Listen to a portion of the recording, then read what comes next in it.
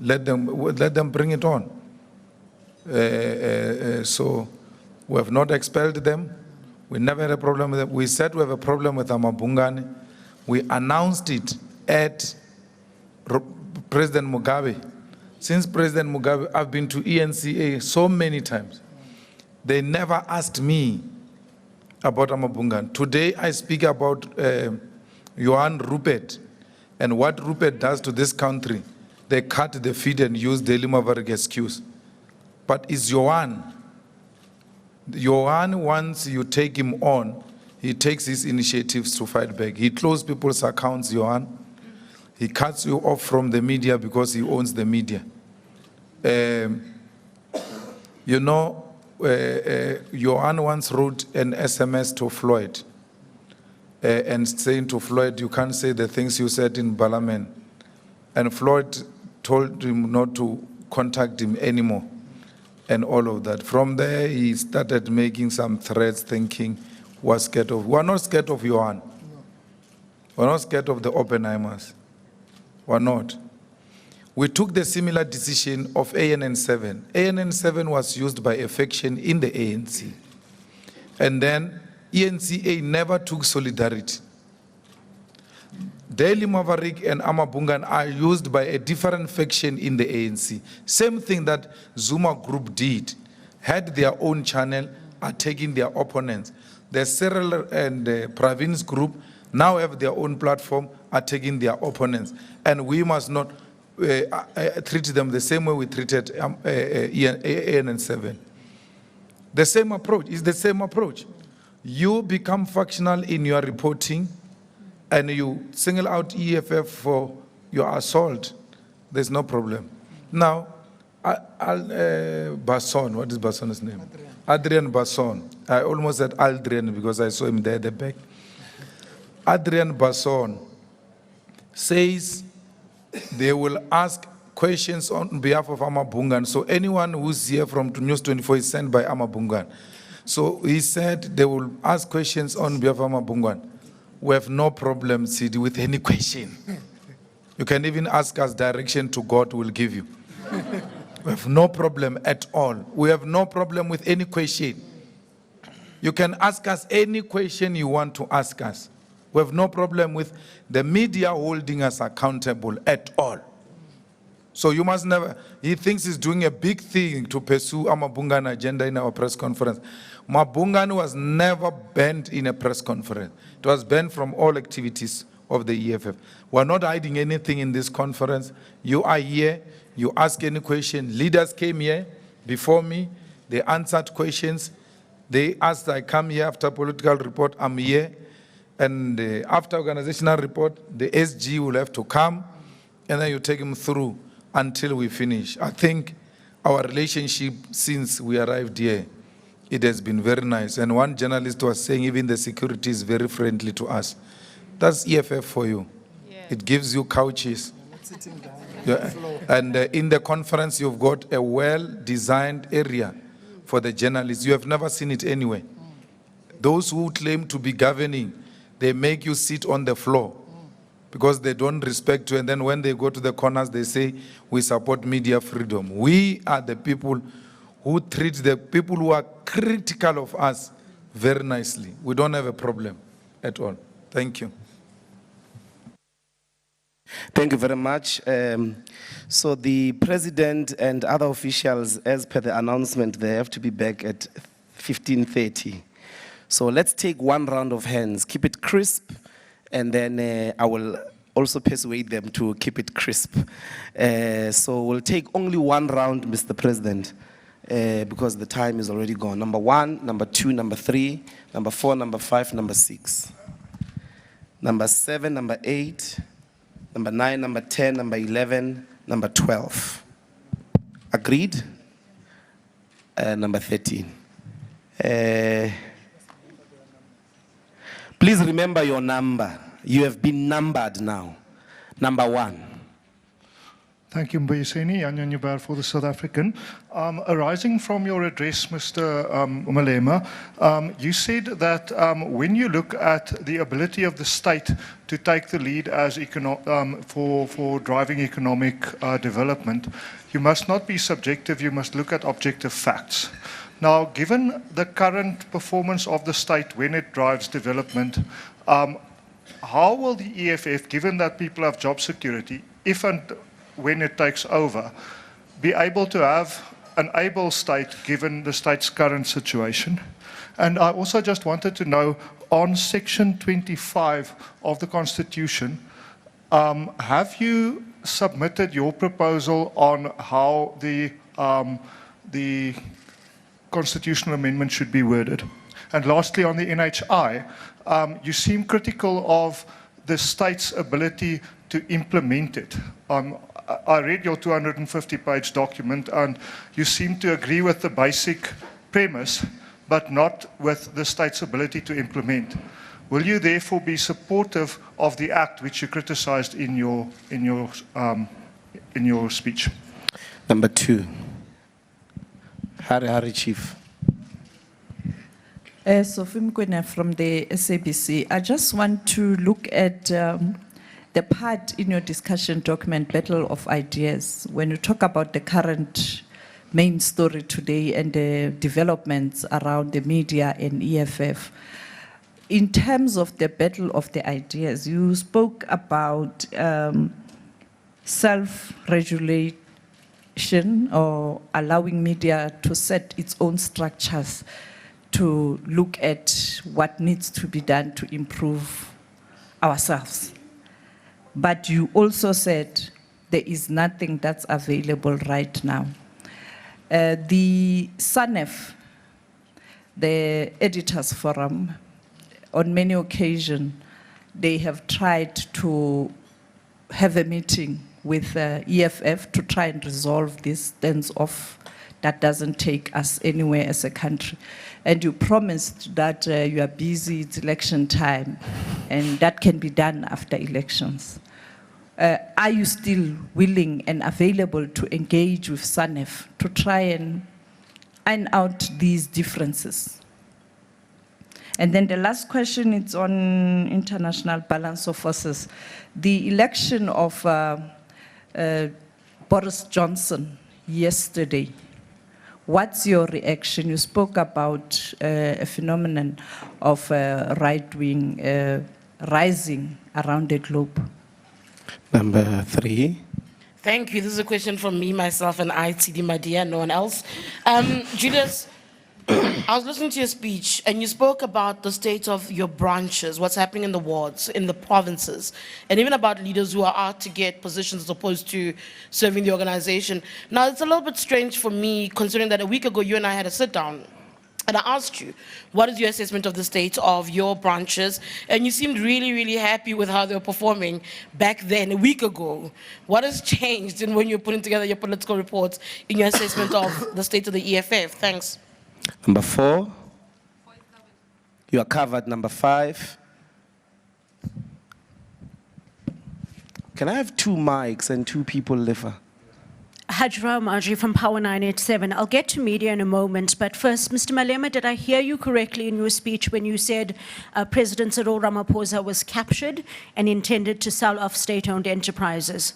The second question is for the Deputy President, Floyd Shivambu. In your speech in Parliament in June this year, you spoke about the crisis affecting Eskom and how a crisis would be created in order for Eskom to be sold off. Do you read what's happened in the last few days as exactly that? And then what is the EFF's plan beyond privatization of Eskom? And finally, on the issue of media freedom, it's an issue that I think some of us raised with you when you banned ANN 7. You contesting the principle of media freedom. And I understand that democracy is a contested space, but surely a broader discussion is required if you are banning some media and some journalists from your events. because tomorrow the DA will ban others and the next day the ANC will ban others. So your decision then has long-term implications for us and our work as journalists. So I want to know if you've properly considered that. Yes, next. Hi, Sembile Cele from City Press newspaper. A few questions. Should there be any of the current top 6 that does not return? Is there any consideration given to keeping them on in terms of additionals? And what might that process be just in terms of retaining the institutional memory? Then my second question is similar to Tiri's. Who is responsible, who should be held accountable for the current state of the structures of the party? And when did you become aware that there was such a serious decay of those structures? And then finally, with regards to the Women's Command, it sounds like you've already made a decision that it must be something that must happen. Are you still open to delegates saying, for whatever reason, that they do not think that there is a need for the Women's Command? Thank you very much. Next. Thank you, Sebenzile Nkambule from a new digital explainer, your news, your Azania News. My other questions have been covered, but if I heard you correctly, Mr. Malema, when you were celebrating some African leaders, you mentioned the likes of Kaunda, Sankara, Gaddafi, and so on. The only female leader I heard you mention is Mama Winnie. And I wonder if this kind of thing is why your party struggles to attract women. Please share your thoughts on that particular regard. That is she the only female leader that this party seeks to celebrate, or will that change over time? Secondly, at your current rate of growth, it may take you another 3 or 4 or maybe even more elections to get the majority that you require to lead this country. Do you feel the pressure of that? And if so, what are some of the strategies you have in place to address that? And then finally, you made special mention of your deputy, Mr. Shivambu, as well as your SG, Mr. Gadi, at the end of your address there. Why just the 2 of them and not the rest of your top 6? What should we make of that? Is that you perhaps in part also bidding them farewell? Yes, next. Mzondi Lembeje from the SABC.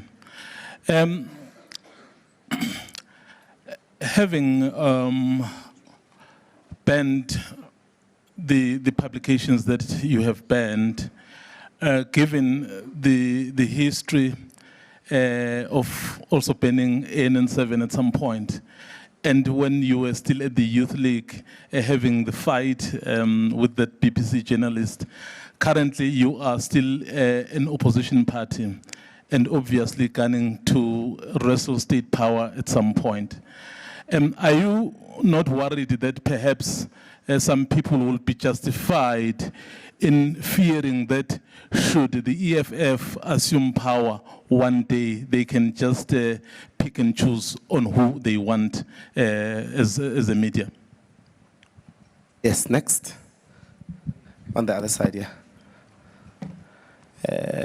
Gentleman in the Scotch. Yes. Good afternoon. Kaya Koko from the Star newspaper. I just want to ask the CIC, during your address, you mentioned that there are certain, in the entertainment industry in this country, certain people have low self-esteem and they are jealous of other African performers who are excelling internationally. Who specifically were you speaking about? Are you able to mention that? Thank you. Next to you. Khothatso Madisa from the Sowetan. Maybe this question is to you, Ndlozi. What time is the actual nomination and the voting process? Because in the program that I received, it seems like it's later today, but during a closed session.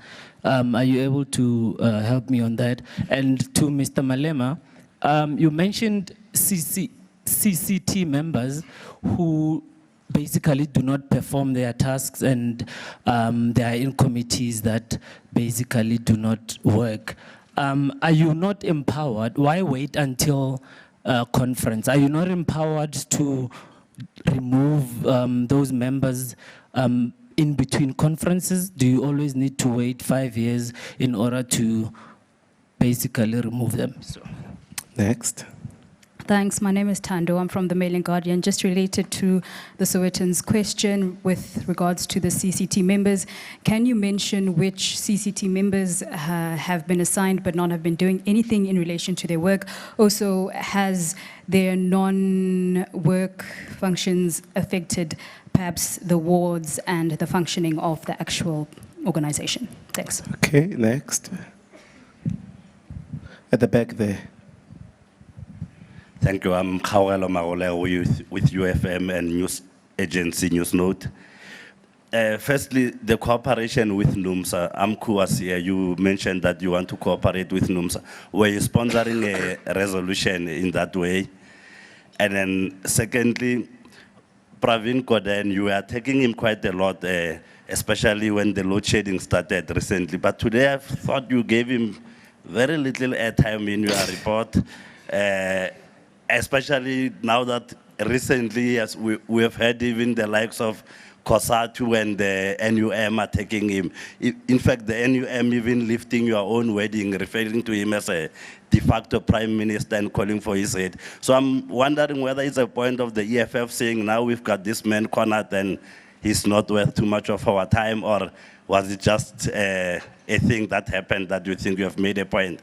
And lastly, Mbuyiseni, the water supply inside there, is it just a service provider that chose to provide water in that fashion, or is it a deliberate thing by the EFF to keep it clean and use cups instead of bottled water and so on? Thank you.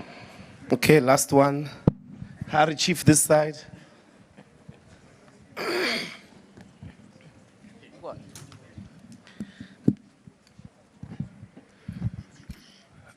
Thank you, Leadership. Neo Kobaya from Power FM.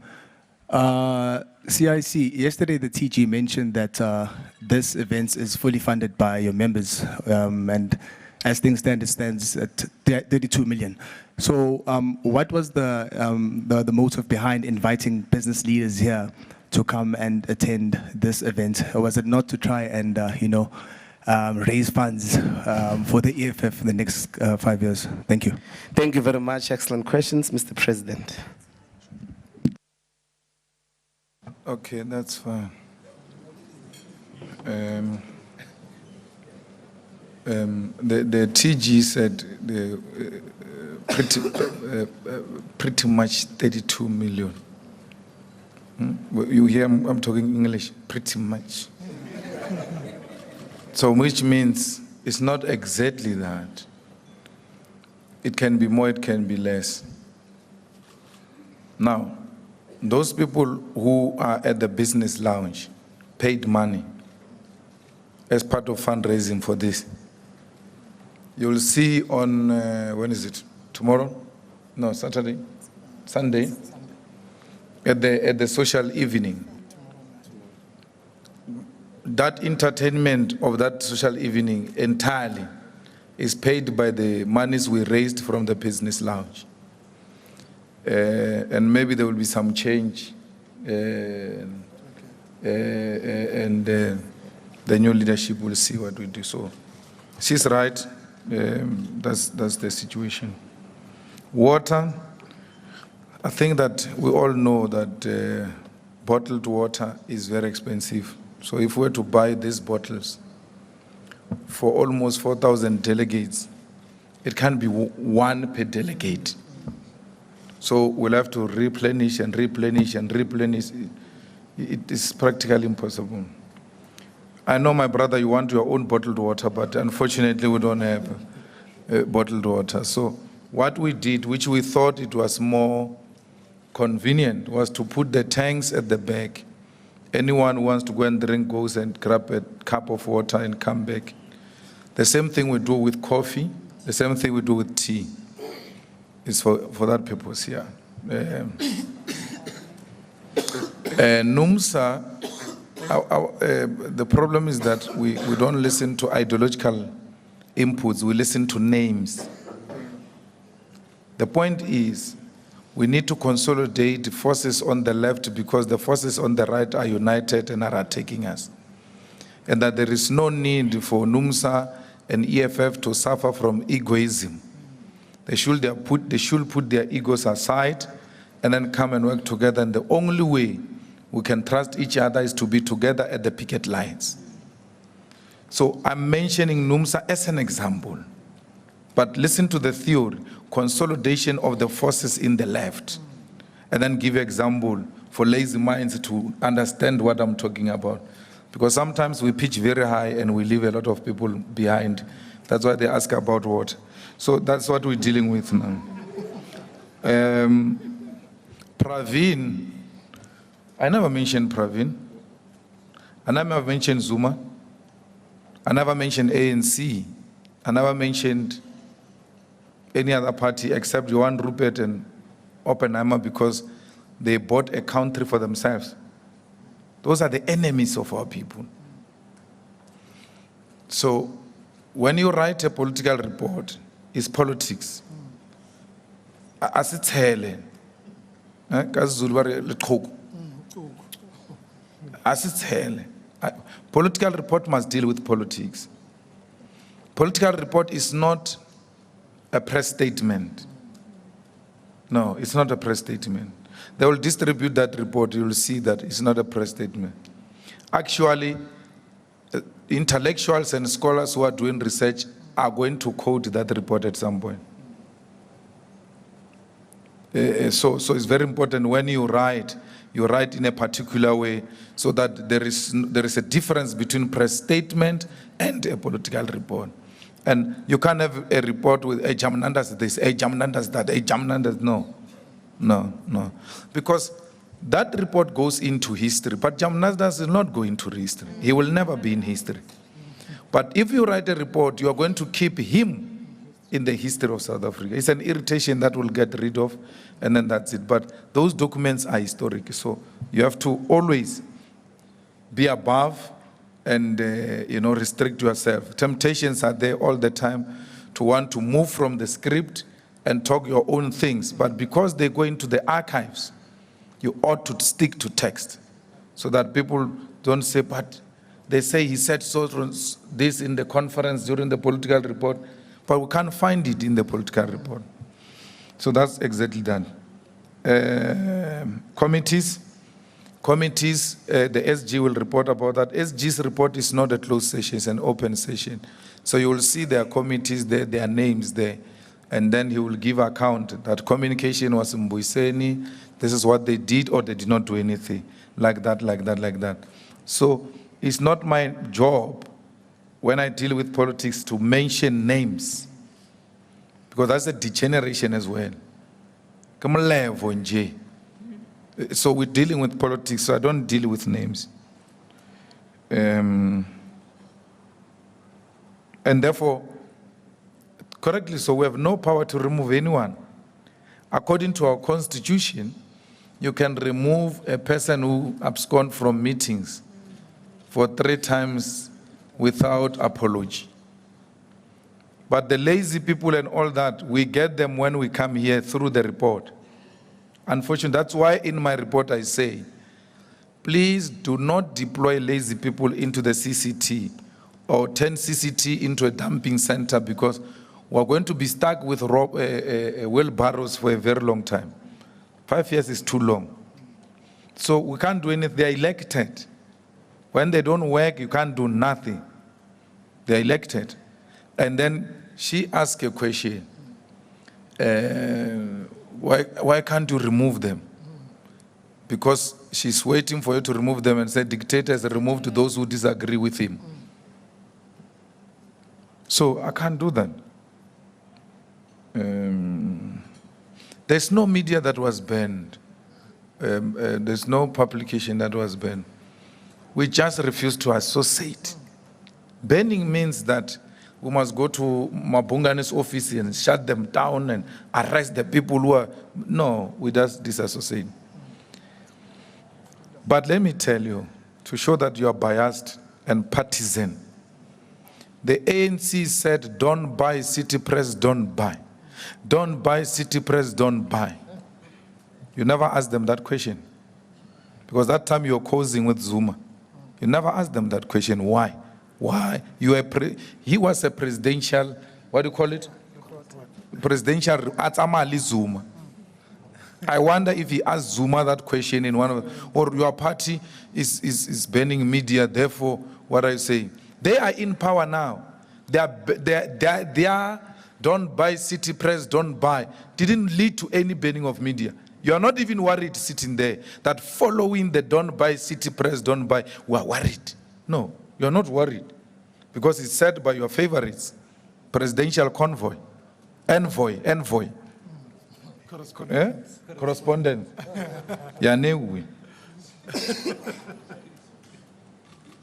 Well, you know, when you call names of leaders, you call names of leaders that you admire and are relevant to what you stand for.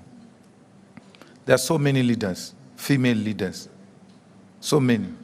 They belong to their own political parties. They've got their own thing. So I quoted a woman who had a relationship with me, and not only me, with the EFF. If there are others, you can quote them in your conference, but that's what I did. Women's Command is my input to persuade the conference to agree. Your problem is that when I speak, you think it's a foregone conclusion. I'm not saying anything new, CD. It's in the Constitution. In my input, I said, the Women's Command is engraved in the Constitution of the EFF. If anything, this conference must say to us, no, we're not, stop it. If you felt like that, why didn't you establish it all along?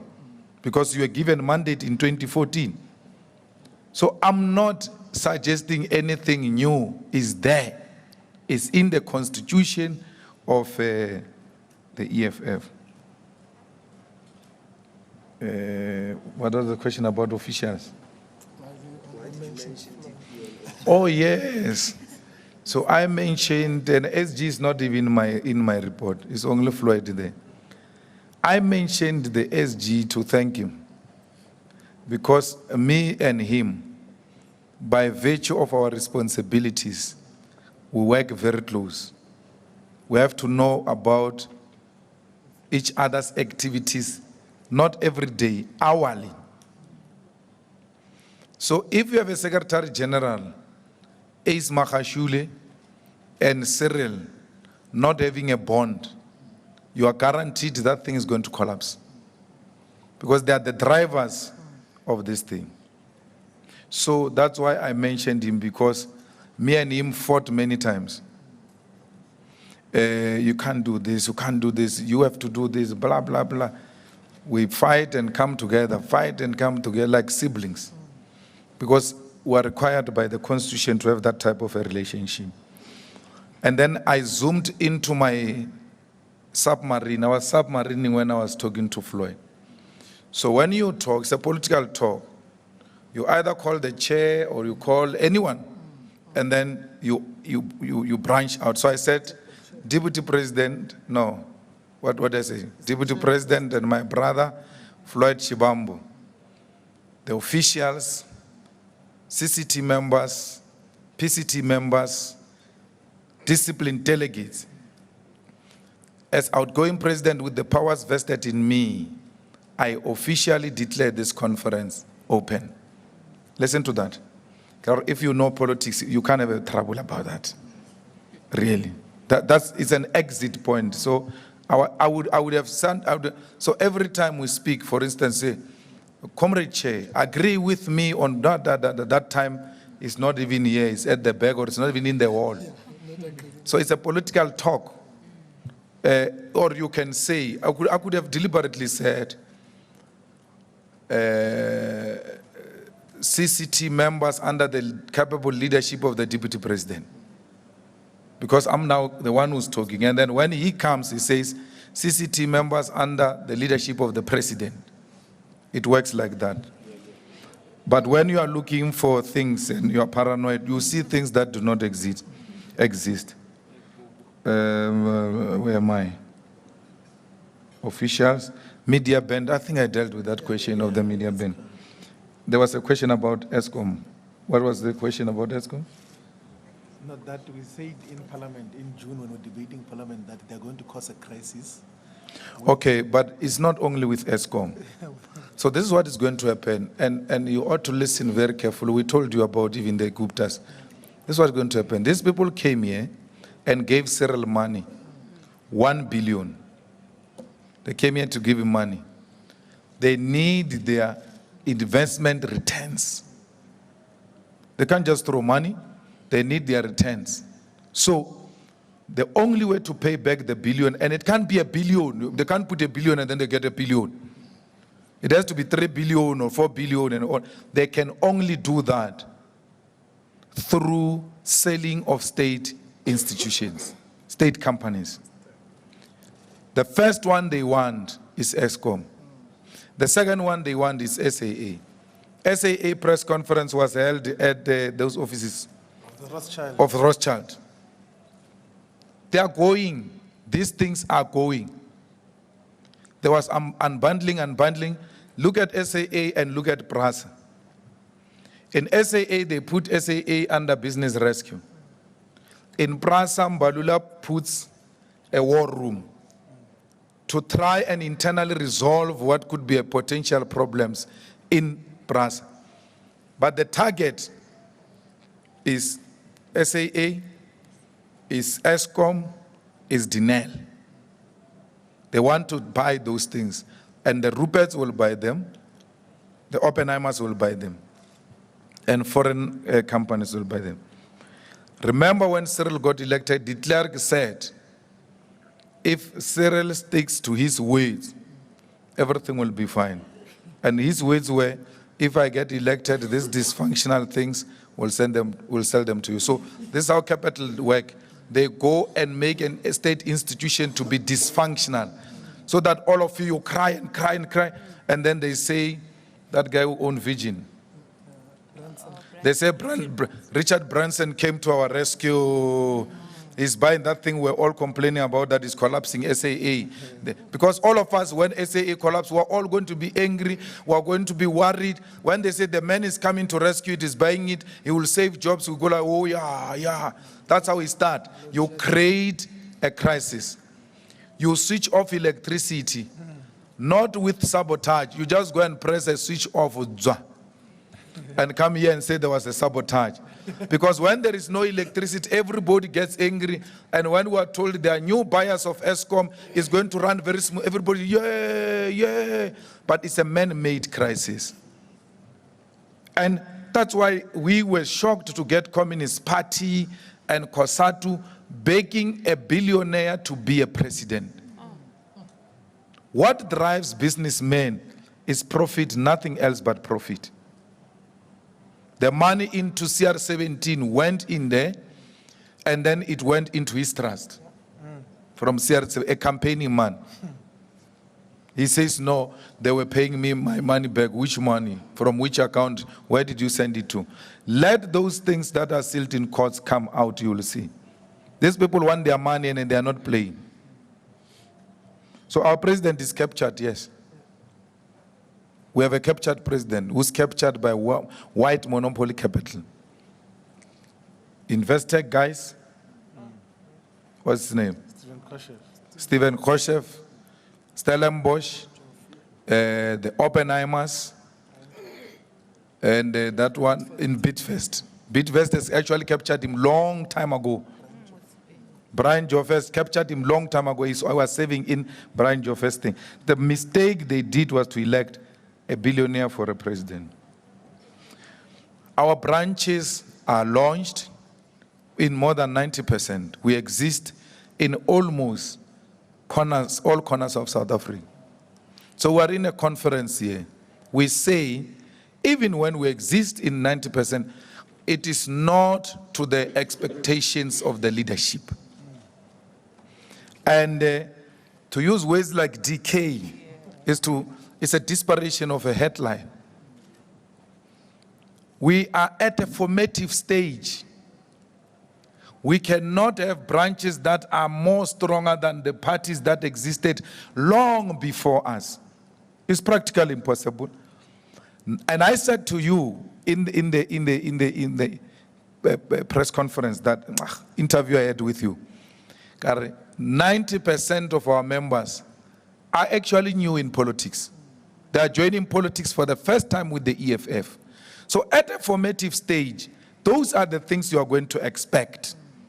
Because these people don't know. But also there is no history or tradition to learn from, to make reference and say, those who came before us, they kept the branches stronger because they were doing 1, 2, 3, 4.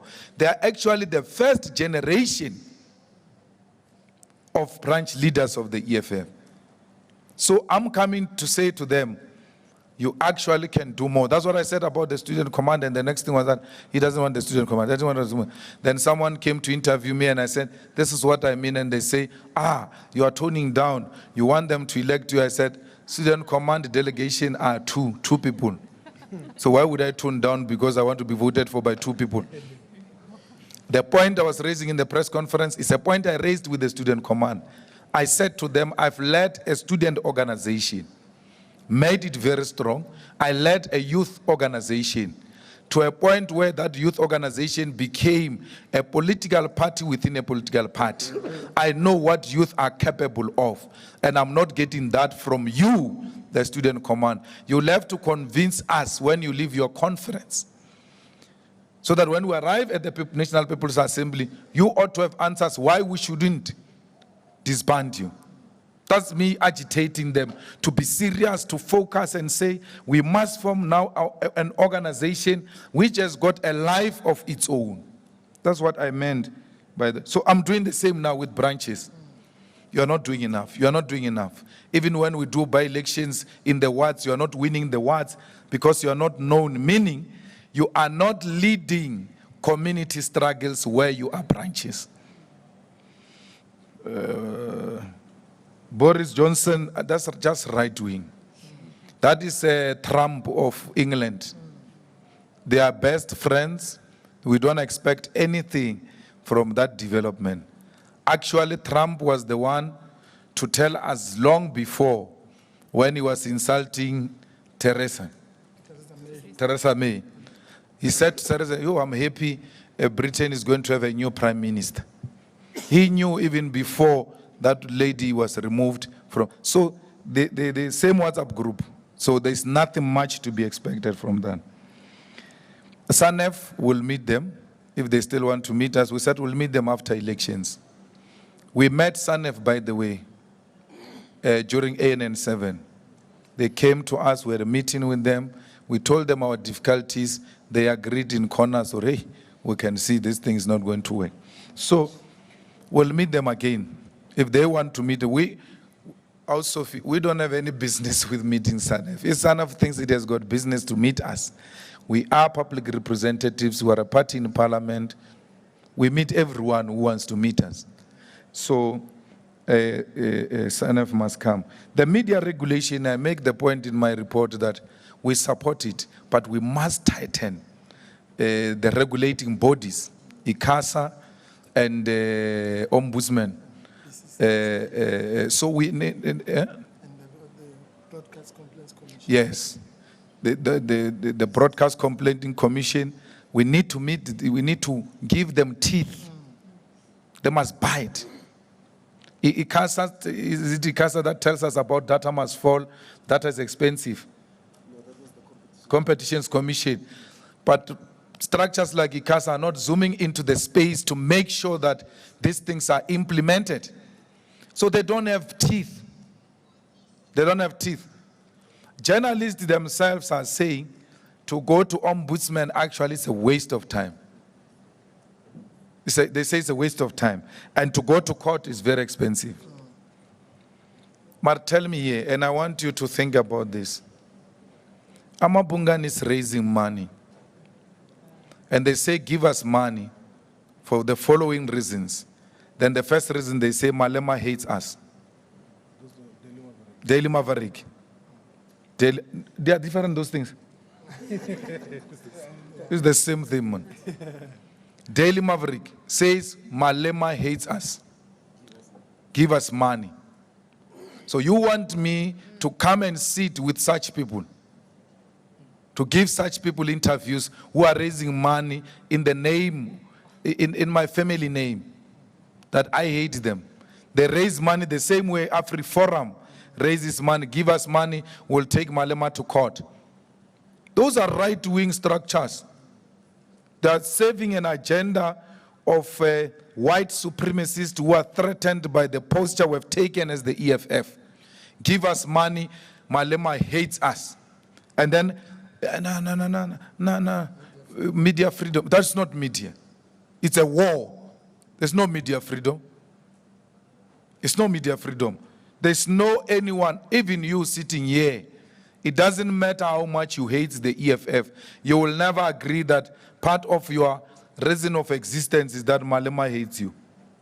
And then tomorrow say you want to come to the conference of the people who hate you, eat their food, drink their water, gallivant in the yard that is paid by people who hate you, they can go to hell. And anyone who wants to go to hell with them, accompany them. We care less. NHI, we support. But the way it's being conducted is very suspicious. Where's that, the prices of private doctors are not properly regulated and they're expensive. And if any patient can just walk into any facility and then they put a claim at NHI tomorrow, that thing will collapse. The private sector is going to benefit more. So NHI must go hand in hand with building well-equipped and capacitated health facilities so that we don't see the need to go to the private hospital. Like in Kenya, you've got public schools performing very well to a point where parents are now withdrawing children from private schools because they say, but this expensive thing that we're getting here, we can get it in public schools for cheap. And the only thing we can do now is to regulate the pricing. If we can't build infrastructure at the same time with, rolling out NHI, then we have to regulate the price. Otherwise, the doctors are going to be the richest people. The owners of hospitals, the pharmaceutical companies are going to be the richest people. The Mediclinics, Netcare, these groups are going to make a lot of money. So, when you are sick, there is Baragwanath here, and someone says to you, Sunning Hill Hospital, you can go and get for free. There's no one who's going to go into that Baragwanath. They are going to walk past it, straight into Sunning Hill. And Sunning Hill is going to charge NHI crazy amounts. But because we are dealing with businessmen as a president, he might have calculated profits.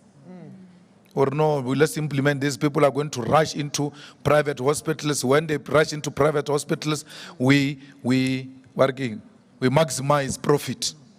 And then we make our money. Now, licenses of private hospitals are being issued like hotcakes. People are now getting licenses of hospitals because NHI is coming. So in Chilizini, in Venda, there must be a hospital, big private hospital. No one will go to Chilizini Hospital. So please, we have to pay a much closer attention. We are running the Section 25 committee. We're the bosses of that thing. We are the ones who conceptualized it. We don't miss meetings. We make input. Any other person who want to come and make a contribution, we criticize them and critique their input to make sure that it is really a genuine input. So we have made our submissions, and the report, there was supposed to be a report actually of the Section 25. That day we sent Matthias. When we couldn't, there was supposed to be a draft report. So we're going to look at the draft report and see if it captures the imaginations of the EFF. And then from there, we'll take it from there. So, Section 25 is our baby, and we will not leave it until we realize the first cardinal pillar. I think I answered all of them. Which one? Yeah, before spokesperson dies here. I'm done. The nominations, sorry. nominations and Yeah. the time closed. This is how we're doing. We're going back now. It will be messages of support. Then after messages of support, it will be organizational report. After organizational report, we're going to adjourn for 15 minutes to allow you to pack your things and our guests. Then it will be a treasurer's report. Immediately after treasurer's report, the IEC takes over and dissolves the CCT. Before they do that, they will call you back. So once the treasurer's report is presented, we'll have a brief discussion about the three reports because we're going to have commissions. That's where the real debate will take place. Then from there, it will be open for media to come and observe the nominations. Everything will be done today. If there is a contest, the voting will happen today, the counting will happen tonight, and the results will be announced once the counting finishes. The capacity of the state to lead development. Which these ones, or general state? Because as a theoretical question. As a theoretical question. Okay.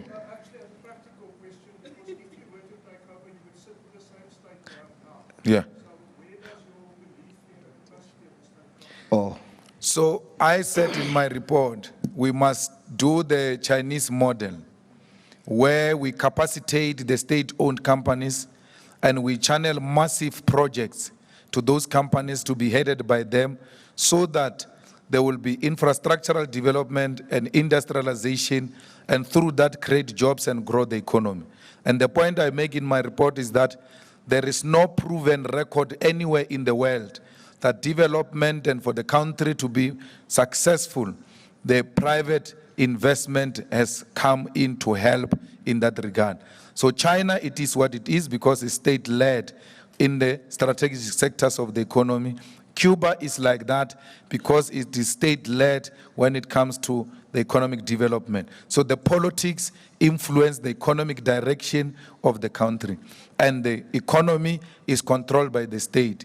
In a country where the economy is controlled by the few, it is the few who will decide the direction of the economy for their own benefit. So we are saying to avoid private capital influencing our own direction, both politically and economically, we ought to own strategic sectors of the economy. So when we take over the SAA, for instance, we will appoint a well-capacitated South Africans, black and white, give them the right to run SAA with very minimal interference by the shareholder. Because the problem we suffered in SAA is the shareholder. The problem we suffered in ESCOM is the shareholder, which wants to force the board members to follow a certain particular direction. That's why the CEO, a well-capacitated, relatively young chap, left. He had a plan, he had a mission, he knew where he wants to take the SAA to. But Jamnandas went there and disrupted that young man. So the EFF government is going to be, the EFF economy will be led by the state, because where the state leads, we know that people will get results. The state will not be driven by maximizing profit, but will be driven by the will of the people. What do our people want? Where are they based? How do we take those economic opportunities to them wherever they are? So there was a Chinese who came to us and said they want to open a steel factory. And then they said that steel factory must be an hour, if it must not be more than an hour from the airport. That's what they tell us. But the people who need jobs are not an hour from the airport. So in China, when you come with such attitude, I'm coming to invest, but good boy. This is where you're going to invest. They take you where people need the jobs the most. And then you open factories there, you open industries there, so that those people get to benefit. So if you want to know how EFF is going to do it, just look at China. We have to kill for protection of our economy and our country. Anyone found guilty of corruption after independent judiciary has presided over those cases, we must lock them up for life. Because when you steal money of ARVs, you are a murderer. So you must be treated like any other murderer. When you steal money for medicine, you are a murderer. So we need to punish. There's no punishment here. We have a country with the highest form of corruption, but there's no single minister, not even deputy, who has ever been successfully sent to jail. But how can this corruption happen under the watch of these guys and they are not involved? Because they are the ones who control these resources.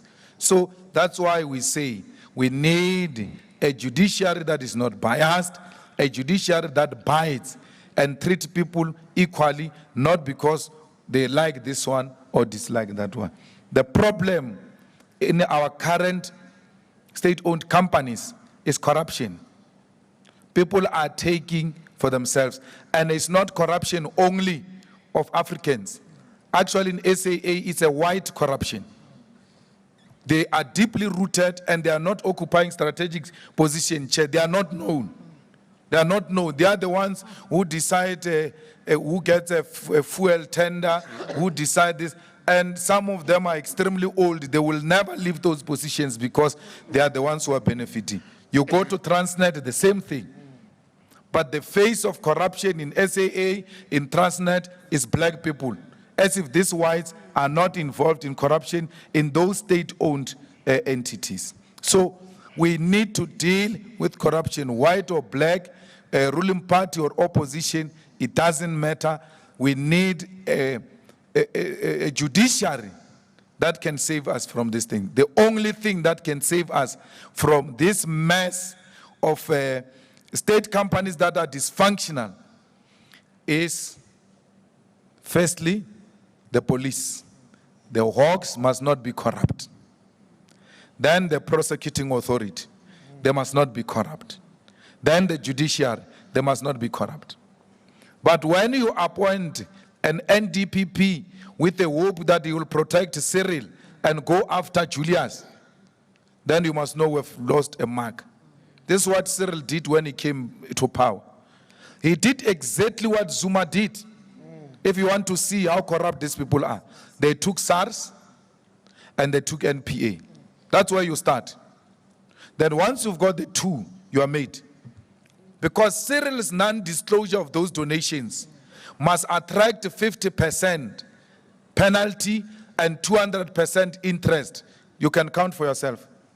He took 1 billion. He never paid taxes on it from the well-wishers. The biting SARS should give Cyril an assessment and say to him, since you have not disclosed these sources of funds, 50% penalty, 200% interest. He knew that when he became a president and he said, yay, we need to take SARS, we need to take NDPP. And they were helped by Nugent, Judge Nugent. Yeah? Am I pronouncing it properly? It's him. He's part of the mess. Who said judges can't be criticized? Nugent helped to capture SARS. He did, to save the incumbent. And I don't understand why, what is that guy? Tom Moyani didn't take that thing on review and expose it for what it is. We're not Moyani's friends. We don't care about Moyani.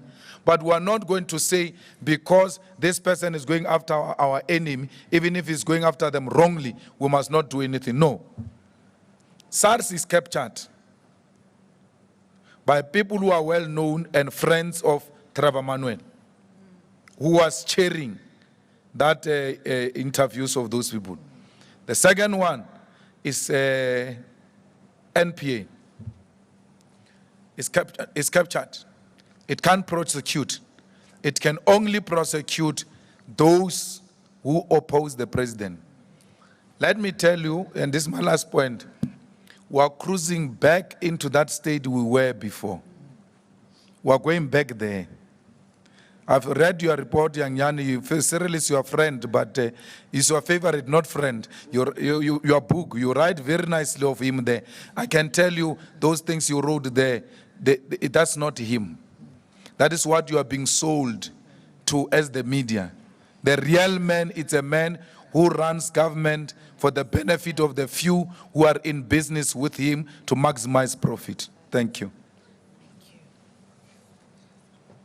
Okay, I just have one quick announcement that there is free Wi-Fi here. It's EFF Media. You don't need a passcode. So all the best in your critical accounting mechanisms that you are imposing on us. I now bring closure to this session. Thank you very much, Mr. President and officials. All right, that's where we're going to leave things, proceedings taking place at the EFF's second elective conference, and the leadership there holding a press conference addressing some of the issues that have been coming through. And one at the top of the list was how some of the members of the media have been excluded, covering